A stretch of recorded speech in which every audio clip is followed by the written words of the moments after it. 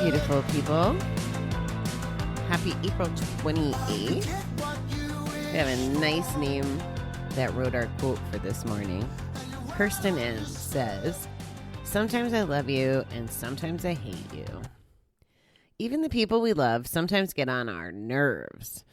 Spouses, siblings, close friends, and other people we care about do not and cannot always meet our needs. Sometimes we need a sympathetic ear, but get criticism instead. Other times we may want to be held, but get a cold shoulder. Love may change to hate, only to change back again to love at another time. Add addiction to this love-hate relationship, and our moods may swing out of control. In recovery, we may set ourselves up for disappointment if we believe the love-hate swing will end forever and only love will remain. We are not always going to get warm, loving feelings from those we love. Even in recovery, those we care about continue to be human with their own needs and concerns. Our feelings will change too. But when feelings of anger or hurt surface, we need not despair. Our higher power is always with us. By working our program, we learn to talk about bad times, learn they will pass, and come to believe that love and acceptance will surface again.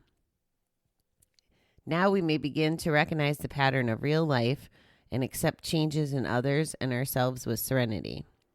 Today, I am grateful for my higher powers, love, and acceptance."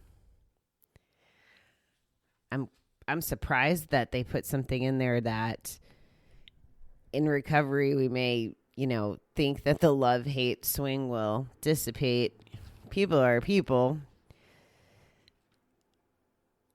I think that this is my opinion, if you're doing recovery, and I'm going to use air quotes, the right way, meaning you are abstaining, you're doing the work, in the beginning, it's the digging deep on your character defects, like in step 4,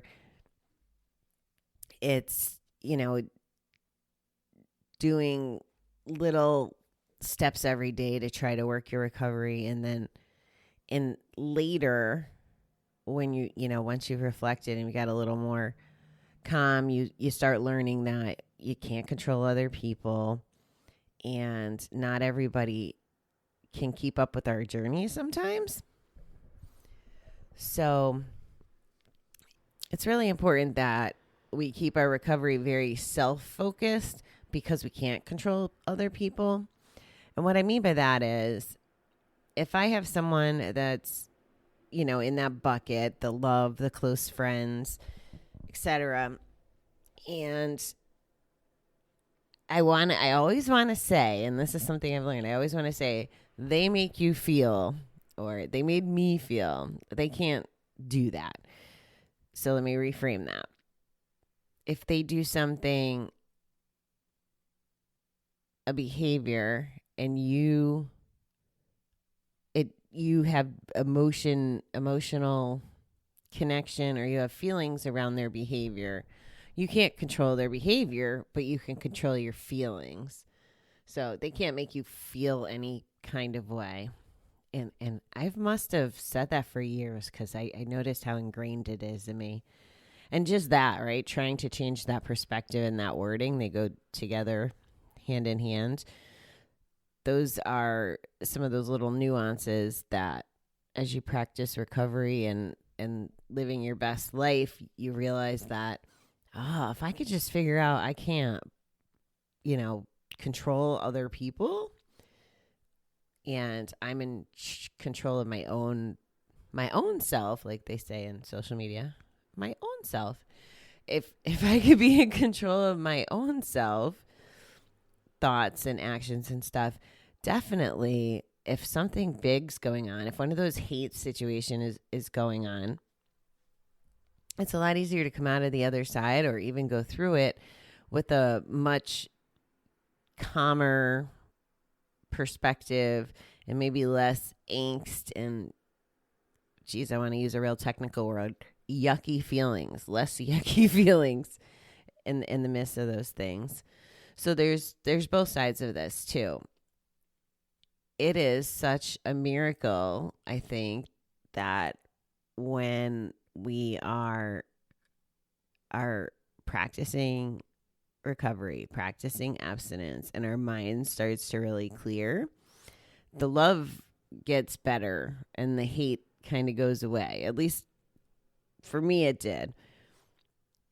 You can be present for those that you love and want to be around. And just you being dialed into relationships again by not gambling is going to make the love, jump up on the spectrum anyway, because you're not manipulating, you're not lying, you're not stealing, you're not being argumentative.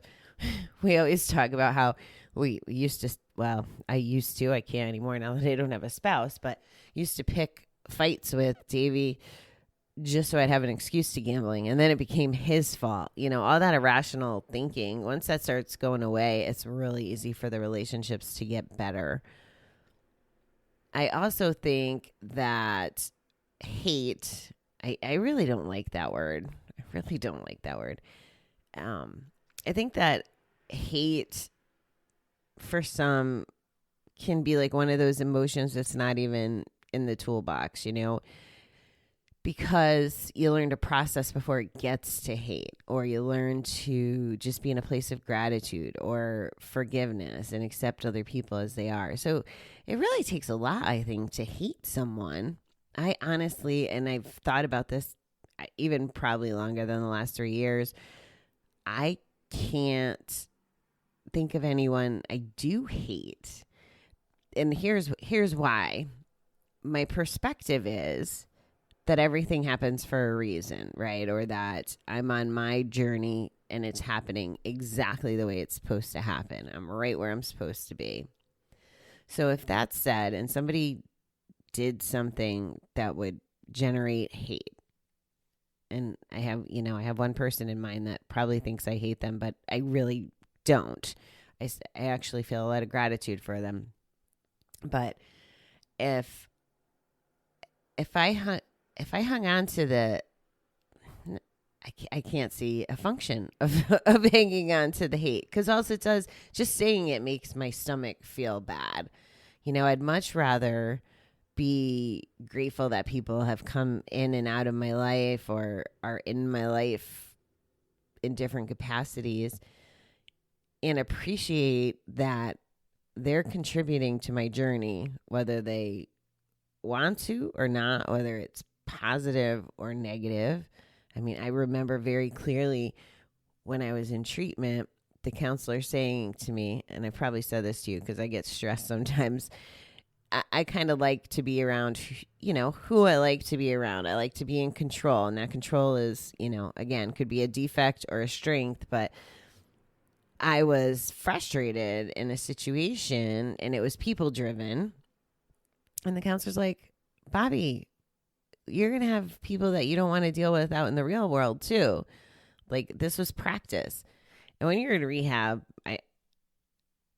when I was in rehab, I can't remember a whole lot. And it's probably a little fuzzy, some of it. So to remember something so blatant as that, it must have really hit me to the core. It's like, okay, yeah, I'm going to deal with difficult people. I get it. So I can't control the dealing with the difficult people or the difficult close friends, family members that would inspire us to have negative feelings, but I can control my feelings. So it becomes then, okay, you're trying to teach me something. I don't know what that is yet, but it's okay. And then make those choices. Like I've had to leave circumstances because of how I felt being in those circumstances around other people. And that's absolutely okay. I'm protecting my recovery that way, and I'm protecting my sanity. So I think you get what I'm saying. I hope that if nothing else, that everybody listening understands that they need to protect themselves and their recovery always, at all costs. And if you're not acting in the best interest of yourself and you do something for someone else or whatever, that's going to then create that negative ball of energy and make you feel frustrated or angry or used or whatever, then you probably shouldn't do that. Whatever's going to generate those feelings. And it's real easy to do when we lose sight of our recovery and want to enable or coddle or help or even just live life in some cases. So that's my download on loving and hating. I do want to tell you before I forget, it occurred to me as I was sitting in this chair, and it's really funny because I had said to you guys last night, I said, I don't really get gambling urges all that much. My alarm went off and interrupted a gambling dream from last night, and it was so clear once it popped back in my head.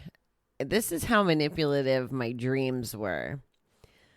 The setting was, it was a Gamblers Anonymous function. However, I grabbed them all and we were all at the casino. And because we were all together, I think I made the rules like it doesn't count if we were gambling on that day. I remember being so adamant about not giving up my clean date.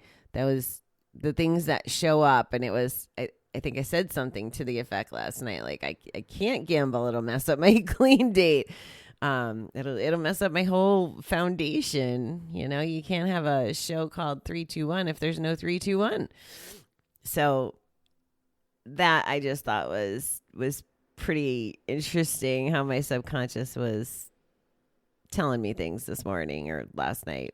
So thought I'd share that with you. And by the way, gambling dreams are okay. It's okay to have them. They're normal, whether it's day one or day a million. They're normal. I hear people talk about them all the time. The counselors say that it's okay. After telling you now, I probably won't think about it again, which is what I hope anyway. All right. Have a beautiful day. I will talk to you guys tonight. Jeez, my language. Anyway, have a super Tuesday, and I will chat with you soon.